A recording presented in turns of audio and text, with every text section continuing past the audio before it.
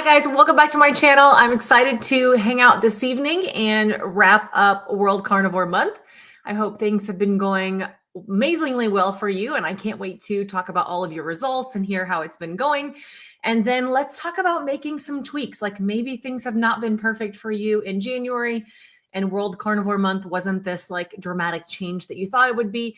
Let's talk about how to make a few tweaks as we move into February and help you to be as healthy as possible and to achieve your goals this year.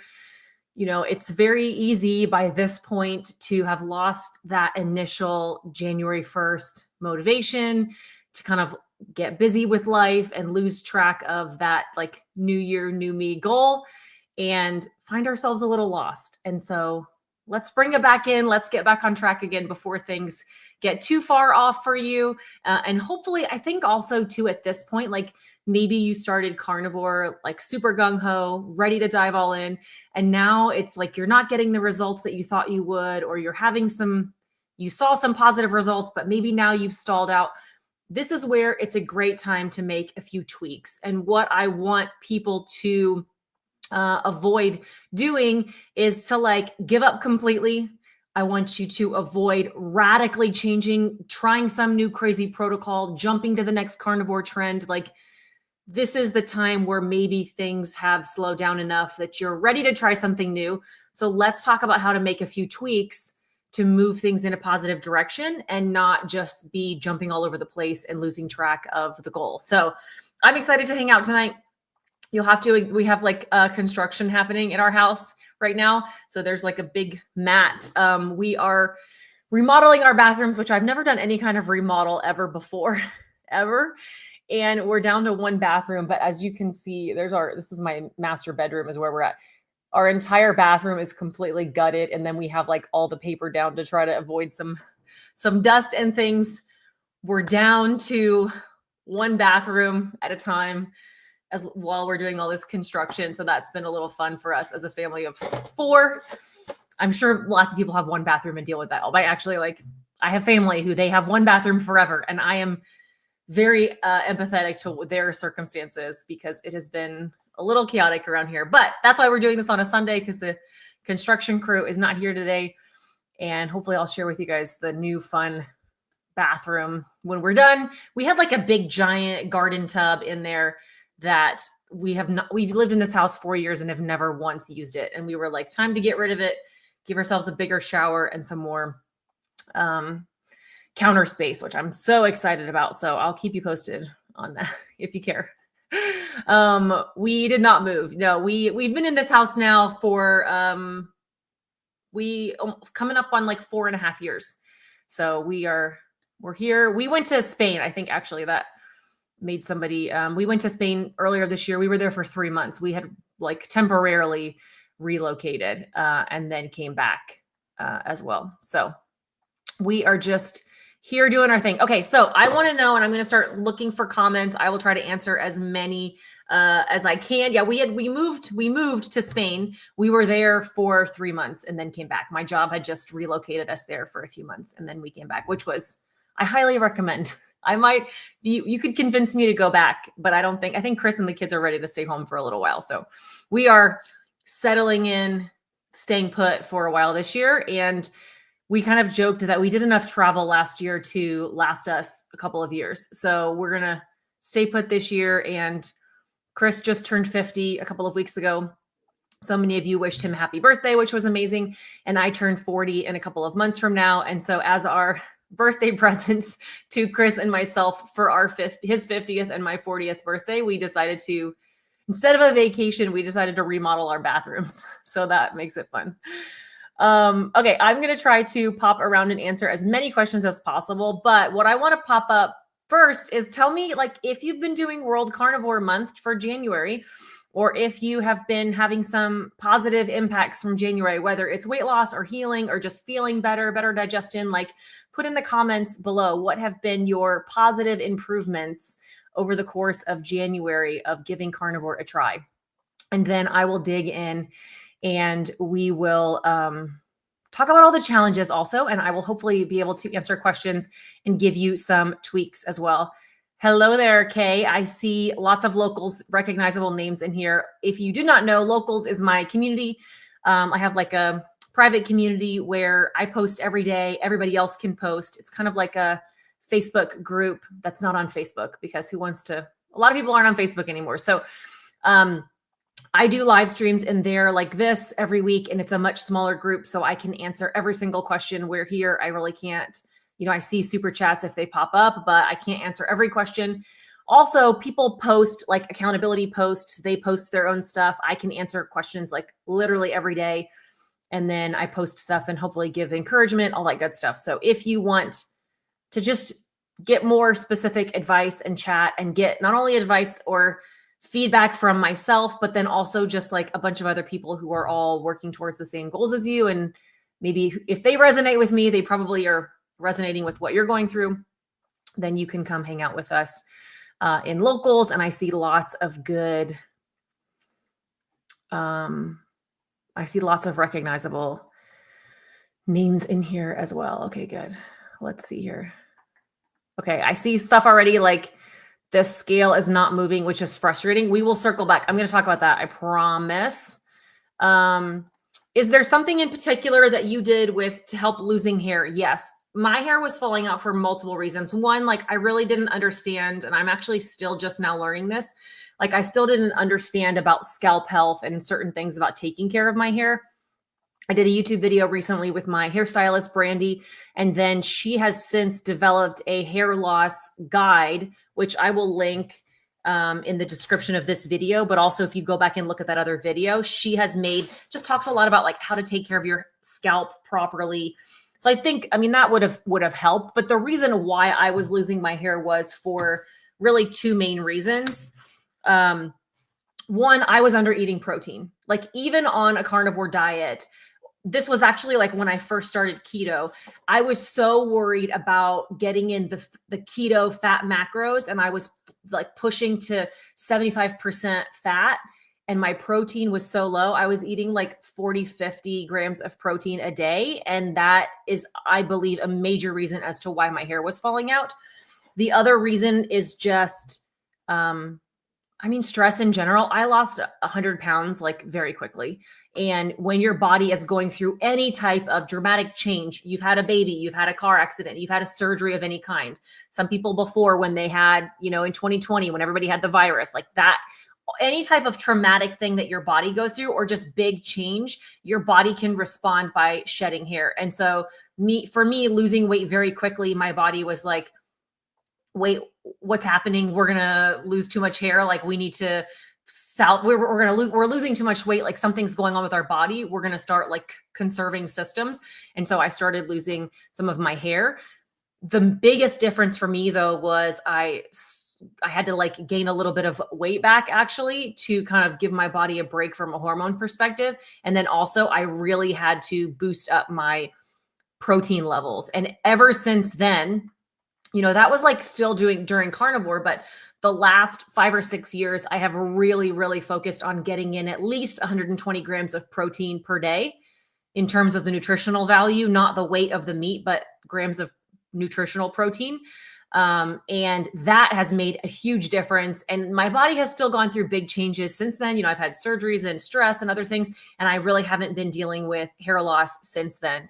So get your protein in, make sure you're not stressing your body out too much. And then you can also check out Brandy, my hairstylist, had shared that like hair loss guide. And she talks a lot about like why your hair might be falling out and some things that you could do in order to help that. And she talks a lot about like scalp health and products, kind of attacking things from the outside in is kind of the two-way approach to do with it. Let's see here. Okay, good. Way more energy and focus. I love that. Not much weight loss, but healing, which that's sometimes we have to heal first before we do that. I love this. More energy, better mood, better sleep, some weight loss. That is a 4-star win all around. I love that. Let's see. January has been great with me being on carnivore. My belly thanks me. My energy is high. I love that. Let's see what other good stuff. I'm going to circle back around to like the challenges, but I love that. Okay, look, pain gone, better sleep, tons of energy, but I have no appetite and I feel nauseous when I eat and I have no cravings is good. The nausea can often be associated with like fat and how much fat you're eating. So if you're eating a lot of fat, I get nauseous if I eat too much rendered fat. So that can be a challenge as well. How to stop cravings. So a lot of questions about cravings. So we are going to talk about cravings for sure. Don't worry. But electrolytes, vitamins. So there's from a vitamin and supplementation perspective, there shouldn't be any vitamins that there's nothing missing from meat that you need. So for instance, if somebody was vegan, there are very specific vitamins and supplements that you have to take in order to be healthy, because there are foods there's nutrients you cannot get from plants, like if you're not eating animal products. The opposite is not true from carnivore. Like you don't need specific supplements and vitamins in order to be healthy on a carnivore diet, because all of the nutrients that you need can come from meat. Now, that being said, it can be helpful to supplement things depending on your health. Like we're not all starting from this super healthy place. So if you're starting really healthy, there's probably no reason to be on a carnivore diet and then to add in vitamins and supplements, because you're not missing any nutrients. Now, I kind of treat like vitamins and supplements as almost like a medication, something that you could utilize temporarily in order to bring yourself back up to baseline. So if you're deficient in a specific area, then utilizing a supplement or a vitamin can be really helpful at balancing things out. However, it's important to understand, like, why are you deficient in that? If you have low vitamin D and you just take a vitamin D supplement, like that's not necessarily a direct correlation. If you're like, oh, I have low iron, you can't just like take iron, or I have low zinc, you can't, like, just taking supplements to try to heal something ends up being like this game of whack-a-mole where you take a supplement to heal something and then it pops something else up and you're kind of getting things out of balance when you try to diagnose it yourself. I know that because I've done it and I have tried to kind of tweak things on my own. You really need to take a step back and figure out, why are you out of balance in the first place? And typically it's just metabolic damage from our bodies being so unhealthy. And a lot of times, things can normalize by just healing overall. So I think that's really important. In terms of electrolytes, okay, good segue. How did I know? Great segue to say that this video is sponsored by Element. Think about, from an electrolyte perspective, when we're not having carbs, our body tends to flush out. That's why you lose water weight at first when you go keto or carnivore, because carbs make you hold water. And so when you cut out all those carbs, you flush out a lot of that water, which is a good thing. You reduce inflammation, you're reducing water weight. You just feel overall less bloated and feel better when you're not holding all of that water. But sometimes you can flush out all of your body's natural electrolytes as well. And so taking an electrolyte supplement with sodium, potassium, magnesium is really helpful in just helping keep you hydrated. That's why you need a salt-based electrolyte. There are electrolytes out there that are maybe more sugar-based or really more like a vitamin drink. I prefer something like Element because it is salt-based, and you need that salt to help keep you hydrated. I usually am having one of these unflavored packets a day. Super convenient. It's just the perfect ratio for me. I throw it in my jug of water and have it first thing in the morning. And then if you're exercising a ton or if you're fasting, you can add a second one, and that really helps balance it out. And then they also have some flavored versions. Sometimes if I really am wanting something sweet, I'll have the grapefruit electrolytes, and it's just a nice little treat. Or Chris puts the chocolate caramel one in some cold brewed coffee in the mornings. You guys know, we have been using these for many years, and I'm grateful that they sponsor this content as well. They have a deal for all my subscribers where you can get a free sample pack. So this has all of their permanent flavors in it. You go to drinkelement.com/LauraSpath. You can get this free sample pack with any purchase. And then best of all, they have 100% money back guarantee. So, try one out, and then you get to try all their flavors. If you find that, you want a different flavor, you like a flavor better, they'll just refund your money or they'll swap them back out for you. So thank you to Element for sponsoring this video and just content in general. They're such a great company in general, and I'm just happy to work with them. and partner with them. So I have severe foot and lower leg cramps, taking electrolytes, how to know which type of how much magnesium, potassium supplements to take. So it is very individual. Like what's the exact ratio of electrolytes that you should be eating is very individual. I will say, make sure that your electrolytes are salt-based. And then the severe leg and foot cramps, I have found that a topical magnesium spray, and this is something else. Once I get off of this stream, I'll link all these things I'm talking about. So a topical magnesium spray is really the fastest way for your body to absorb magnesium. And if I'm like overly fasted and I've taken electrolytes, I might get a foot cramp or lower leg cramps. That magnesium spray knocks it out really quickly. You could also soak in some kind of Epsom salt baths or something. But that is a big part of it. Okay. And then we want I'll go back and link the hair loss guide too. So depending on when you're watching it, that's it. Okay. Let's talk for a second about cravings. Okay. I know this is the biggest thing that people are dealing with. That is obviously it's the comment that I see keep popping up over and over and over again. I want to try it just first of all, sometimes with cravings, it's very individual, like what's causing your cravings. The simplest thing that I can say with cravings is sometimes, like this is the tough love piece. Maybe you're not somebody who needs tough love. Okay. But if I want to give you if I'm having cravings, you know what I have to do? Sometimes I got to suck it up. It's not a lot of fun. Okay. And there's not a magic moment. This is where I think I spent a lot of years, my first couple of years on carnivore. I thought like, if I'm just perfect enough for long enough, I'm going to wake up one day and all my cravings are magically going to go away. And I'm never going to struggle with that again. And that is a lie. Okay. Yes. Cutting out sweeteners, cutting out carbs and sugar and all of those things can help reduce cravings 1,000%. But there is always going to be this part of me deep in my body that like when I get stressed out, I'm going to crave carbs and sugar. The same way that an alcoholic who hasn't drank for years and years is in a very stressful situation. And what happens is they start thinking about drinking again, right? I smoked many, many years ago in college, right? And I don't think about cigarettes for maybe 6 months. And then I watch a movie and they're smoking cigarettes. And I go, oh, there's this nostalgia. There's this, that sounds so good.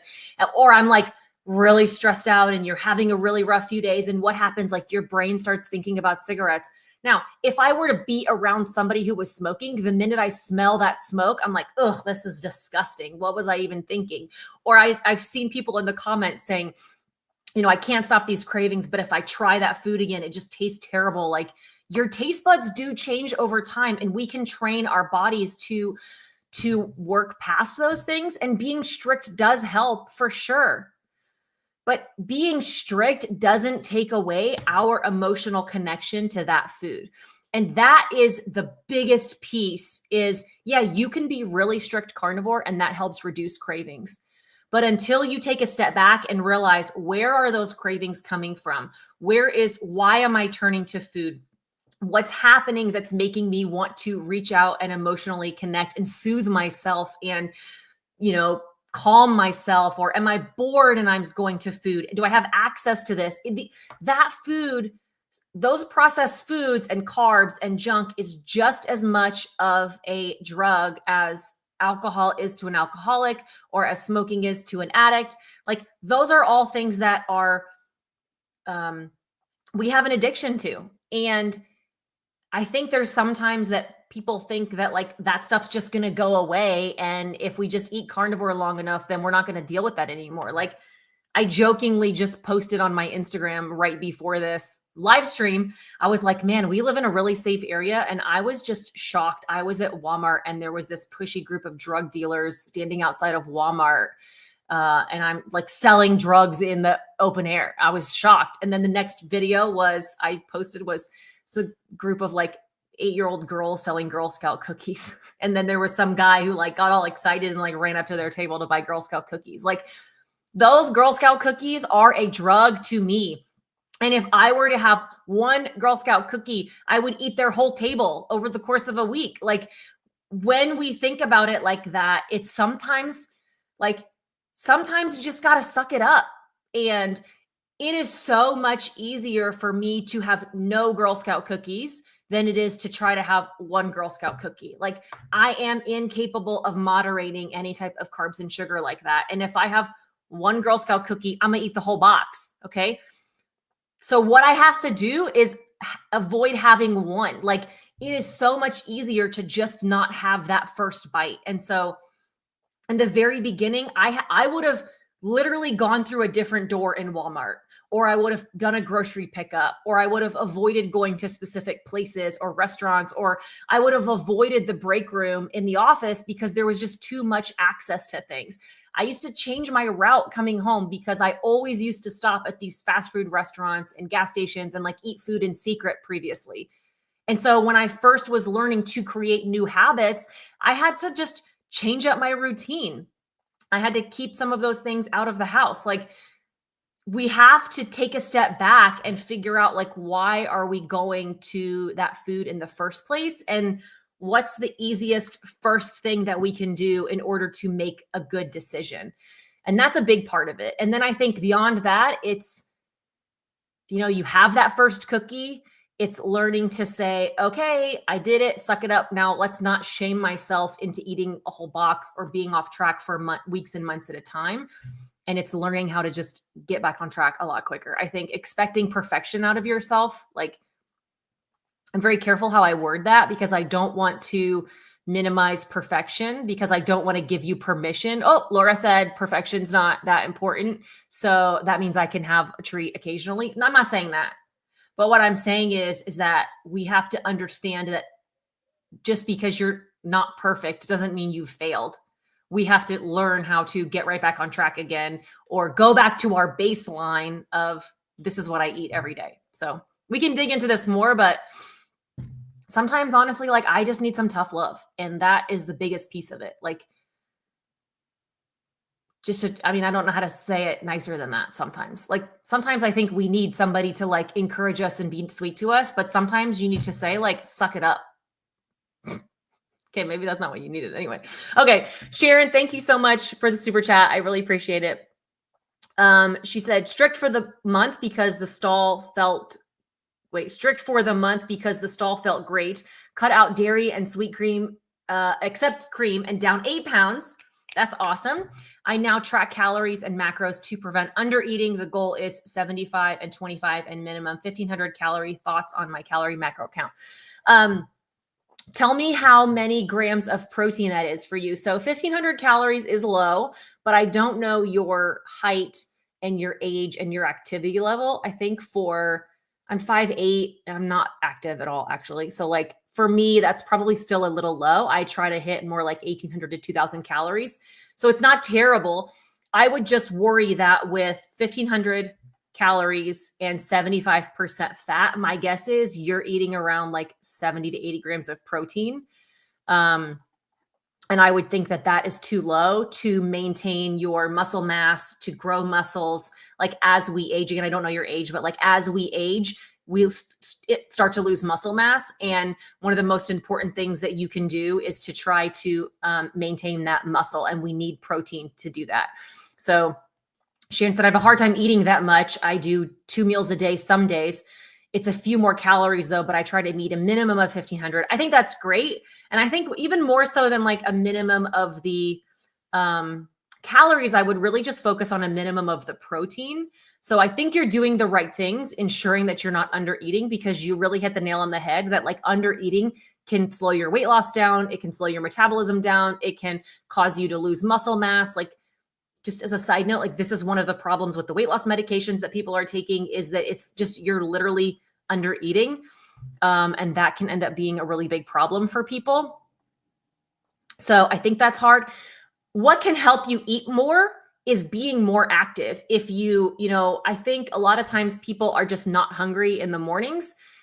If you start eating breakfast, you will find that you wake up hungrier. And so your body will get into a good circadian rhythm, so you can eat a little bit more. So at least 90 grams of protein, kind of going through what Sharon is saying. So that's not bad. Again, depending on your height, if you were 5'8", I would say, or a little taller, I would think that that's still a little bit low. But if you're 5'6", or maybe a little shorter, you're probably not too far off. So I think that you're doing good. And the fact that you're doing that as a minimum, that's great. And trying to go above that a little bit each day is really helpful. I don't really care what people's fat percentages are in terms of like fat and protein macros, as long as you're not under eating protein is really my biggest thing. So I think that's helpful to know. Also, I want to go back to what you said earlier, cut out dairy and sweets except for like sweeteners, except for cream. Okay, I'll tell you, I've been doing this like beast mode since the Monday before Thanksgiving. I personally have just like kind of been more accountable to myself. I've changed things up. I've got a lot more strict. And in terms of calories, I'm probably eating the same number of calories that I was eating before. However, the one big change that I've made is that my fat is now coming from animal fat and it's not coming from cheese. Like I'm not eating no cheese because who needs that type of negativity in their life? But I am eating a lot less cheese than before. And I'm really focusing on getting in more fat from beef, chicken, and pork. I guess the question that always comes up in these live streams is like, does calories matter? Like, sure, calories matter, but like my calories essentially have not changed. I'm just changing the quality of the food that I'm eating. And I notice a big difference in terms of satiety, inflammation, and just overall, like I have been losing weight now really for the first time in a couple of years. I really had been like kind of maintaining the same weight for the last couple of years. And I'm now losing weight more so than I was previously. And so I think that's a big thing because of the fact that I've cut out, like, again, same thing with fat to protein ratio. Like my fat to protein ratio probably hasn't changed. The difference though is that the fat that I'm eating is coming from animal fats and not coming from cheese. So yes, cheese and dairy can be a fat, but if you're trying to just increase your fat percentages and you're just eating a bunch of cheese and dairy, I gain weight very quickly doing that. And I it causes a lot of other problems as well. So I think that is just something to be aware of. How much weight should I be losing a week? I lost 15 pounds the first 2 weeks, now only averaging a pound a week. So I picked this question not because I have an answer for you, but because I don't. And I kind of want to explain that. But first of all, 15 pounds in 2 weeks is amazing. There are so many factors though that come into play on like how much weight should you be losing? How much weight do you have to lose? If somebody came to me and said that they have to lose 20 pounds, like I might tell you it's going to take you 6 months to lose 20 pounds because you only have 20 pounds to lose. But somebody who has 100 pounds to lose, I mean, you might lose 20 pounds in a month. And, especially if you're just starting off, it depends on how much weight do you have to lose? What were you eating previously?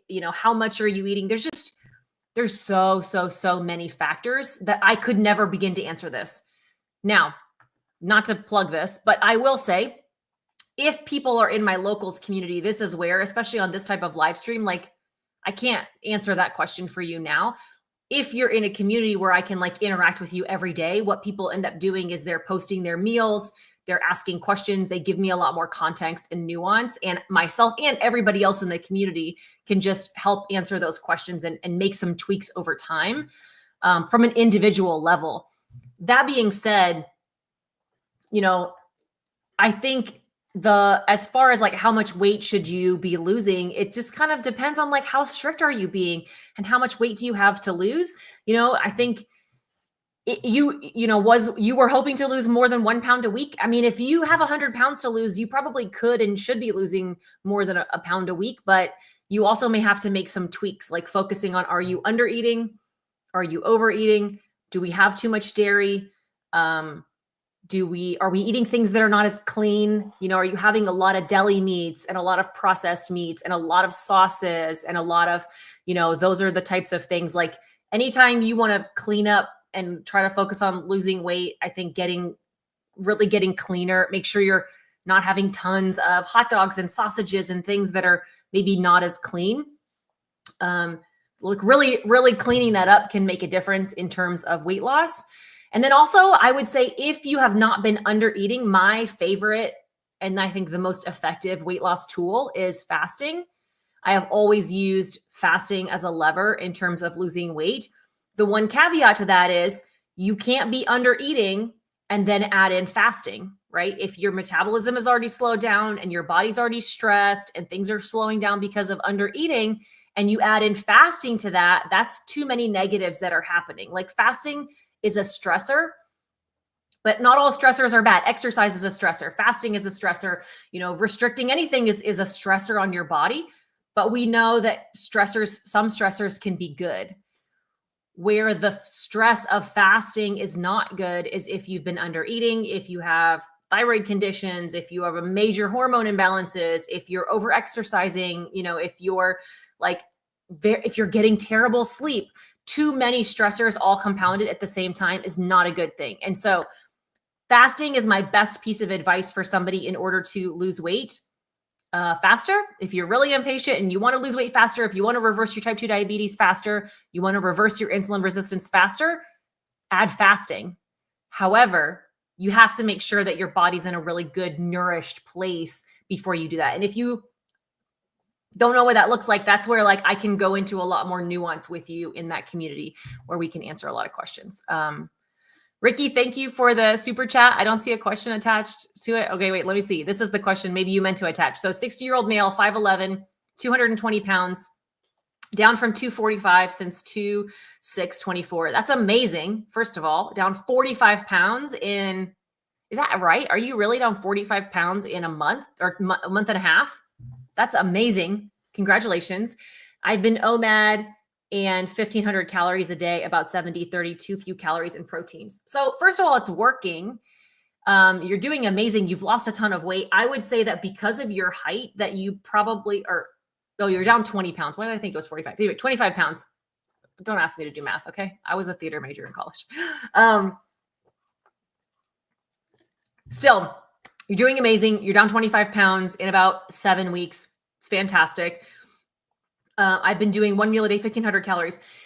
I do think it is low. Obviously, you've been having results up until this point, but I would say that if right now your weight loss is slowing down, then it's very likely that you're under eating. My husband is around your size. He's like right under 200 pounds normally. He's just turned 50. He's right at 6 foot, so he's really similar situations to you. He eats 1 meal a day, and now he's in maintenance mode, but he's probably eating 2,500 calories a day. He's also very active, and I think how active you are is going to dictate what that activity level or what your calorie intake could be. So if you're just not very active at all, then that could be part of it. I would think, though, that if your weight loss is slowing down, you might find that it's because you're under eating. I think what I would probably encourage you to do is to, maybe a couple of days a week, I would boost up to 2 meals a day. If that's all you can really eat in 1 meal, I would say maybe split the time where half the time you're doing 1 meal at that 1,500 calories, and then half the time go to 2 meals a day with closer to 2,000 calories. Just because at this point you've lost a good amount of water weight and fat, you don't want to keep going at such a restriction that you end up losing muscle mass. And you're 60 years old. It's really important that you're maintaining your muscle mass at this point. And I think that would be, thank you again for sending a second, your super chat. You're so sweet. That would be my suggestion, is to just make sure that you're not going too low for too long. And this is also why sometimes I tell people to do, maybe more like a maintenance calorie level and then just fast instead. If you're trying to lose more weight, my suggestion to you would not be to add a 48-hour fast, because I just don't think you're eating enough for that. I think you need to raise that baseline calorie a little bit if you were going to add in some fasting. But sounds like you're doing really well. I would just say, based on how if things are just going perfectly well and everything's fine, maybe you don't need to make any tweaks. If it ain't broke, don't fix it.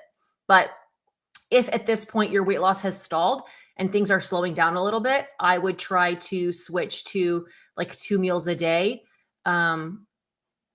a couple of days a week at least, just to make sure that your body doesn't slow its metabolism down so much that you end up starting to slow your weight loss down or lose your muscle mass in general. Water Warrior, thank you for the super chat. Hi, with a carnivore diet, do you worry about ketosis? Keto stresses me out because of this. I don't personally. I think with the ketones, knowing where your ketones are maybe is helpful, but I think a lot of times people think that high ketones equals weight loss, and it doesn't. High ketones just means that your body is utilizing fat for fuel. And the only accurate way to check your ketones is a blood meter. The pee strips are just not accurate at all. So just don't even, like, those only measure excess ketones. And if your body's utilizing it well, I think that's fine. But there is a very weird thing in the carnivore community where people are really like focused on trying to have high ketones and low blood sugar. And for some reason, they think that like the lower their blood sugar, the better. Like, that's insane. I see people posting and bragging like, my ketones are 4.5 and my glucose is 69. Like, I'm doing amazing. That's a strange goal or like competition to be trying to force. Having high ketones can be helpful information to know if your body is like really utilizing fat well and burning fat, but it doesn't mean that you're actually losing weight. High ketones could just mean that you're eating a lot of fat. I have noticed that my ketones are up right now. I check them more just to share information like this and out of curiosity. Like, my ketones are higher right now because I'm eating more fat. If you eat leaner, you may be losing a lot of body fat, but your ketones are going to be very low because your protein is high and your fat intake is lower. It doesn't mean you're losing more or less weight. If I were just to eat like a pile of pork belly and beef ribs and bacon, my ketones are going to skyrocket. And it's literally just because I'm eating a lot of fat. So I don't think there's a direct correlation. I don't think you need to track it at all. I think it can be helpful if you are like coming straight from carbs and sugar and you're wanting to know like if you're in ketosis. Sure, you can check it, but I mean, just don't waste your money on the strips. Like, I think that's not necessary. There's not really a direct correlation of all of that. So I think that is really helpful. Or like, I just don't think you need to worry about it. Okay, now I'm catching up again.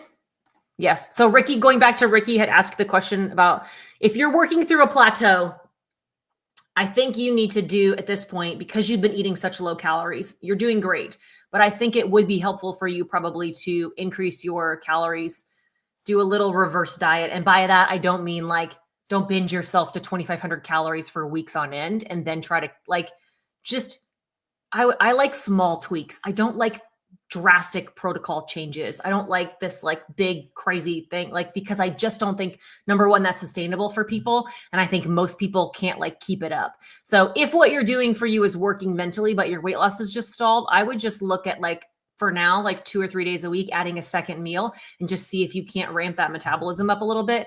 And then maybe you can work in a little bit of fasting to balance it out. So yeah, I hope that was helpful. I'm wondering if you take any supplements. So that's a great question, Mary. Thank you for the super chat. I will say that in 7 years, well, coming up on March will be 7 years, I have not consistently taken supplements throughout. There's nothing that I've just like taken every day.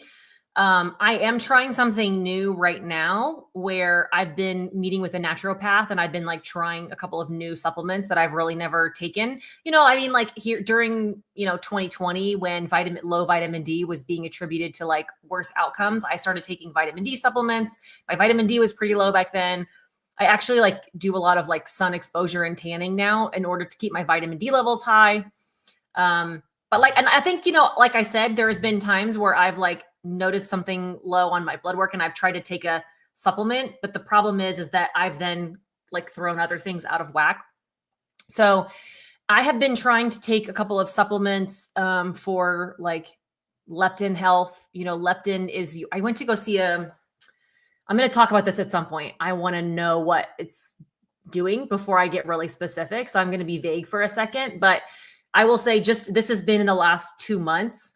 I have been working with a naturopath to try to see what kind of, if taking any supplements helps. She ran a ton of blood work for me that I had never done before. And one of the things that she checked was my leptin levels. And leptin essentially is like your body's hormone that lets you get fat, essentially. And she's like, man, your body just like based on your leptin numbers, your body really wants to be fat. Like there's a hormone in my body. And I think this is like part of the thing that gets counted as genetics. There's a hormone in my body that's just like shows that my leptin levels are high enough, which means that like my body just wants to gain weight all the time. And I was like, ma'am, I've never felt more understood in my life. Cause I kind of went to her saying like, look, I'm doing all the things I used to do. Like, why does the weight not come off as quickly? Like, let's just dig into some things. I've been doing this for a really long time. Let's just make sure it's still working. And I'm still figuring out. So she's kind of going through some of those things with me. I think a couple of years ago in the carnivore community, the like leptin imbalance or leptin sensitive trend got around. And so like, I kind of ignored all of it because it felt like a little bit of woo woo. And now I'm like digging into it a little more. So I'm not really sure, to be honest. So she has me on a couple of newer supplements that I will talk about soon. Again, mainly because I don't like it when people talk about things as they're doing it, because I don't know. I don't want somebody to go out and replicate this if I don't even know if it's working or not. The other thing I don't like is when people are like, surprise, I've had this major problem I haven't told you about, and now I'm doing this thing to change it. Like, that's not happening either. It's just me saying like, hey, like, why is it so hard for me to keep weight off? And like, is there something that could be optimized from like a hormone perspective that would help me just not feel like I'm fighting every day to keep weight off? You know what I mean? Like, my body wants to gain weight. If I eat a little extra cheese for a weekend, I gain weight. If I like look at something, I gain. Like, it's just, why is it, should it be this hard, or is it really just my body's genetics? And so we're just digging into that. When I know more, I will let you know. But the supplements I do take, and not to circle back to it, is I don't know if you consider this a supplement, but I do take electrolytes every day.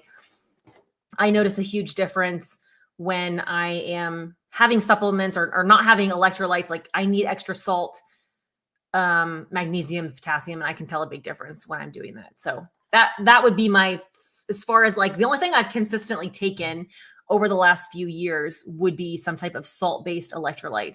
And I can notice a big difference on that. So that's kind of a roundabout way of saying more to come, but we will see.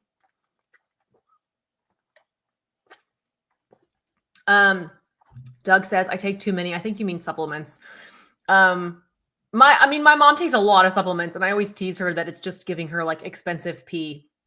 And so again, this is where like, once I know if things are working for me and if I've seen a positive improvement, I will share a little bit more about it. I also I've never done, I think for like, everybody was talking about iodine like a year ago. And so I bought iodine and I was like, oh, I should take iodine. And I like took it for like a week or two and then forgot about it forever. But I've had my iodine levels checked and my iodine is great. So, I'm telling this to myself as much as to you all, but do you know that the number one, okay, take a guess. Can anybody guess? What do you think is the number one moneymaker for the medical industry? Think about that. Somebody put it in the comments. Let's think. What is the number one moneymaker for the medical industry? I was actually shocked at this. So take a guess, and then I'm going to tell you in just a second as I'm reading some comments. This is a good question. This is a good guess. Statins. I thought that was it. That would have been my guess. So what is the number one moneymaker for the medical industry, or for like, doctors and insurance companies? I thought it was going to be statins too, or just prescriptions in generals. Vitamins and supplements is a good one. That's a good guess. Thyroid is a good guess, I think, because people go, you're actually like kind of on track with that one. Blood pressure medications, that's a good guess. Diabetes medications is a very good guess. But what is the one thing? Chemo, that's a good one. Cholesterol, painkillers, huge. All of those things are, GLP-1s is probably working its way up there very quickly. What is the one thing that all of those things have in common? Blood work, blood testing. Getting your blood checked is the number one profit, like number one moneymaker, because all the things you guys mentioned, medications, blood pressure medications, cholesterol medications, vitamins, supplements, weight loss medications, thyroid medications, what does every single one of those things have in common? Blood work. They send you down these rabbit holes to test all of the blood work. And so as much as I'm telling this to myself, like, why am I going down this rabbit hole of blood work with my naturopath? Like, if I'm feeling good and everything's going really well, like, why am I out there looking for problems in my blood work? We are all digging ourselves into holes and looking for problems with blood work a lot of times. So I really think that we should be focusing first and foremost on, like, how do you feel, what's going on? Like, your body's not going to lie to you in terms of how you feel and what's going on. All of those things that you all mentioned is so right on track. And it's that you have to have blood work to diagnose all of those things. And it's just a very interesting thing. So yeah, blood work is very expensive. Hang on, I clicked on the wrong one. I'll go back to that one because it's so expensive, right? Anything beyond their basic blood work is expensive. And anybody who's watching this video probably knows that the basic blood work panels that are included in your yearly, yearly physicals, they actually don't tell you anything. So you go down all of these rabbit holes with blood work to then try to figure out all the supplements. And look, I recently started seeing this naturopath, but like, the problem is with doctors is that the blood work then results in medication that they want to prescribe you. And even going the more natural and holistic route, there's usually like a pile of supplements that they want you to take and buy from them. So they make money on the blood work and then they make money on the results of the blood work and assigning you all this different stuff. So it's kind of a really wild thing. That I think sometimes we just need to like remove ourselves from. And so I think blood work can be very informative. But like, why am I getting it so often? Like, or why I usually end up getting blood work just because I get asked a ton about my cholesterol and my A1C and my insulin resistance. And rather than saying, yeah, I had my cholesterol checked 3 years ago and it was fine, I feel a duty almost to like give people updated information, especially since I'm public about sharing what I eat and then encouraging people to do carnivore. I think it's important that I do get those things checked regularly, but I mean, my husband hasn't had his stuff checked in like 4 years and has no plans to do it. He's like, no, it's fine. I'm good. And I think those are, it's a complete whole industry that we're digging ourselves down into. And I think I think sometimes even too in the carnivore community, even though we try to remove ourselves from the traditional medical establishment in terms of prescriptions and medications and like protocols and everything, like, why are we still so obsessed with blood work? I don't know. It's just I heard that statistic recently. And it like was kind of a light bulb for me of like, why am I still focused so much on blood work when, there was another comment that I clicked on accidentally and now I can't find it again. Okay, here we go. Catherine, around 3 months in and 28 pounds down, started having joint pain and plantar fasciitis that I've never had before. Any suggestions? So I would have to know more nuance and context to find out a little bit, like, what are you eating? What's going on? So I would say that the best way to determine if it's food related is to just be very clean. Joint pain, some people can find reactions to specific seasonings. If you're having things with nightshades or, I eat a lot of seasonings, but if I get a little too crazy with some seasonings or I use too many sauces, I might start having some joint pain personally. I think I don't know too much about plantar fasciitis. I kind of only know that it's this like undiagnosed pain, or that's fibromyalgia. Never mind. Plantar fasciitis is a foot thing. That's a real thing. I think like the fibromyalgia is this like unknown pain that is also kind of a very strange thing. So the answer is, I don't know. But let me say this. Number one, I would try to just cut out dairy, cut out any seasonings, just cut out processed meats, sausages, hot dogs, pepperonis. Like, I would get really clean meat, salt, water. I don't think beef, salt, like you could have chicken, but like keep it very simple. Eggs, beef, chicken, pork. Just try to like keep things really simple and clean for a while. And I think that will help to know if it improves. The second thing that I will say, and I think that's something that a lot of people maybe need to hear, is that carnivore doesn't fix everything. And it's amazing. We are all here because we are trying it. We've done it. Carnivore has been radically life-changing for me, and it has fixed so many things.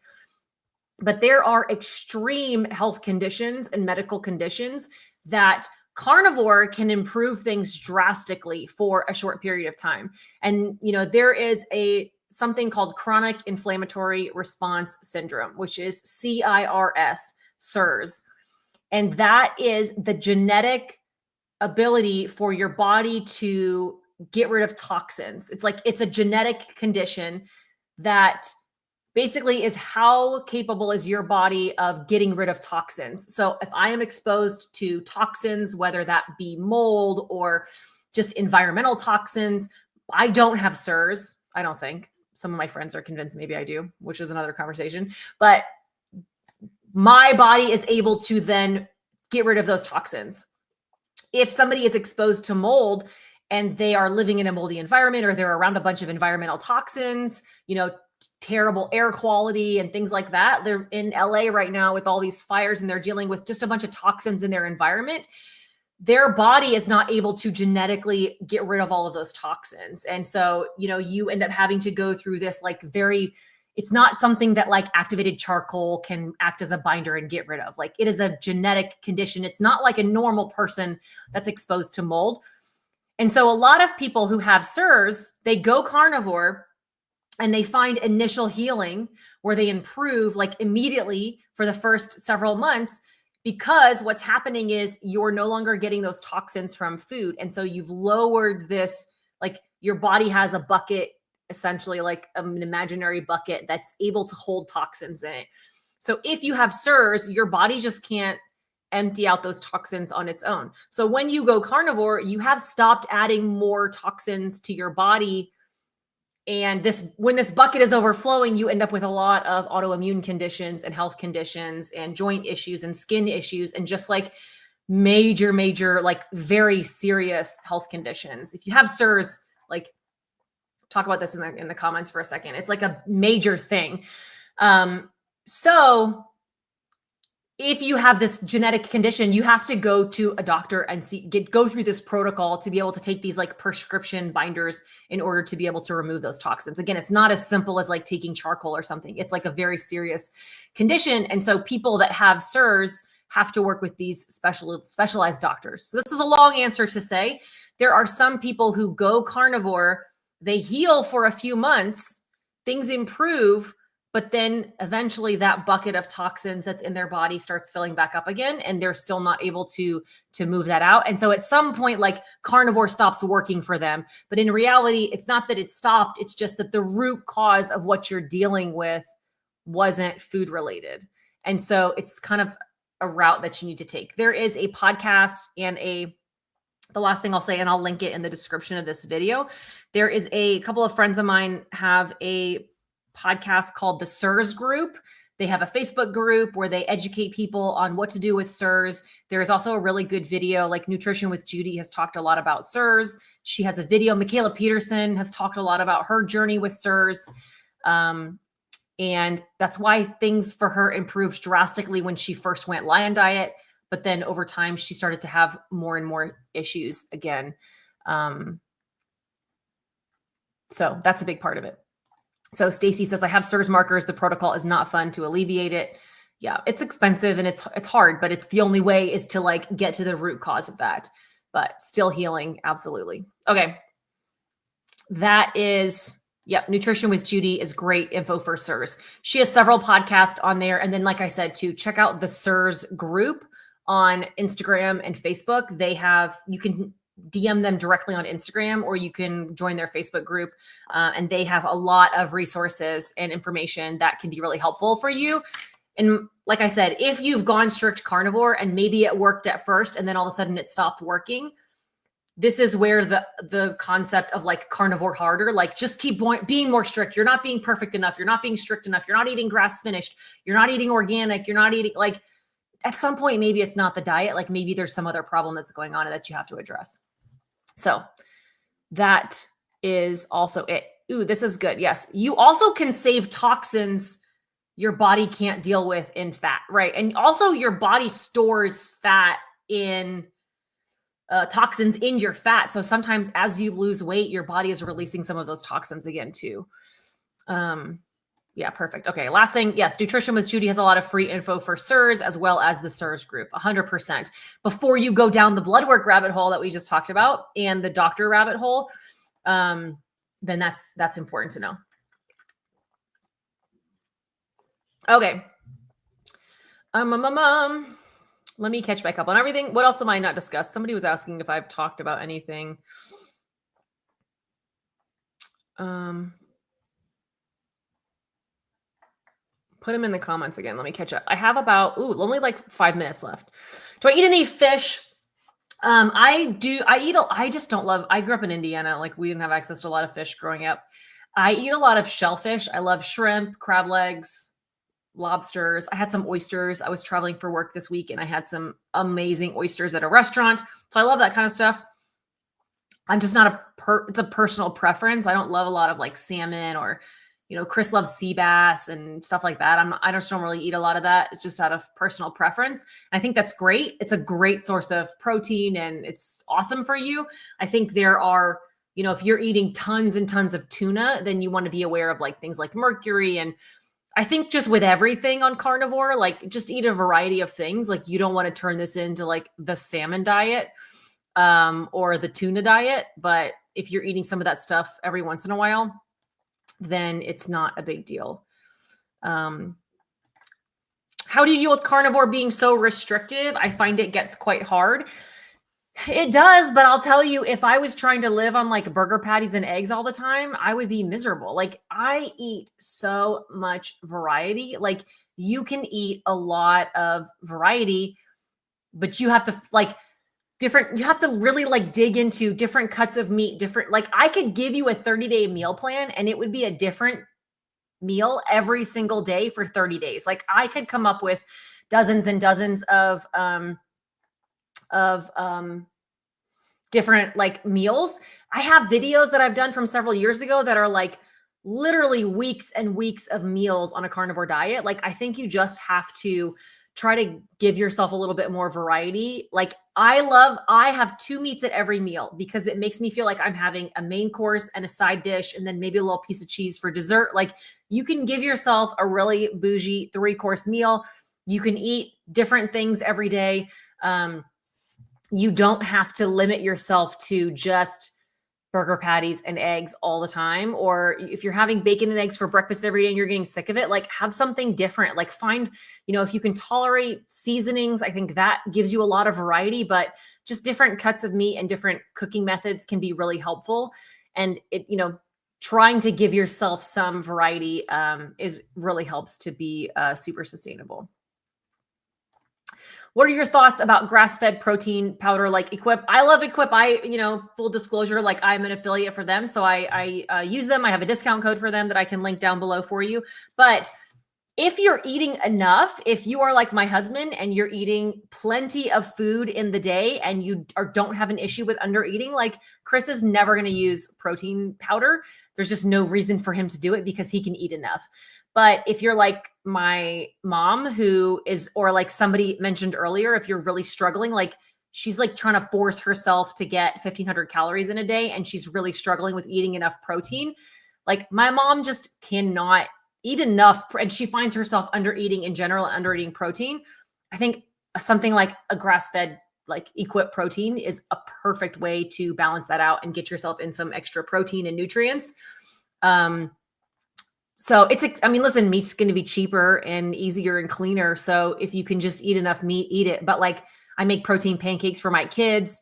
My mom makes like the protein pancake recipe, but just turns it into a wrap and makes breakfast burritos for herself and a hamburger bun. And, I know people that turn them into waffles. Like if you, again, going back to the variety question, if you're trying to find a way to have more variety, doing some of those fun recipes can be helpful for that, but it's not necessary. It's just kind of a fun way to give yourself some variety or like give yourself a boost of protein. So that's it. I'm 62. I'm pretty sure I'm not eating enough, but I just can't stuff myself. That is where something like the protein powder can help because you could drink it. I mean, listen, we have a Ninja Creamy and I use 90% of the time we use the Equip protein for the hamburger or for like waffles, pancakes, hamburger buns for the kids. But there is that 10% where we're going to make ourselves like a little Ninja Creamy ice cream with Equip protein powder. And it's like the kids love like a protein powder ice cream, or it's like a fun treat every once in a while for Chris and I. So having something like that protein, like, again, I can't just figure out how much calories and protein to eat. I don't think you have to be super, super specific of it from a protein perspective. You want to make sure you're getting at least 1 gram of protein per pound of lean body mass. So make sure, yeah, the Equip creamies are great. Awesome. Okay, that was a quick hour. If you want to hang out more, I do weekly live streams. I do giveaways in my community. I have a new carnivore book, the Carnivore 30-Day Bootcamp, my friend JC Gregory wrote, which is how to get started on carnivore. It's like a 30-day bootcamp guide. I'm doing a giveaway in locals for one of her books. I do live streams in there. People post every single day. If I didn't get to your question today and you want it answered, you can literally join this community. It's free to join. It's $10 if you want to post your own stuff. So you can join this community and post as many questions as you have, and I will get to them and answer them. I am back on February 1st with a new YouTube video for you, and we'll do another live stream here on YouTube at the end of February. I hope you are doing well. Make some small tweaks. More than anything, don't give up. Set yourself some goals for the next month. Don't give up. And hopefully you find some healing. Take care. Bye.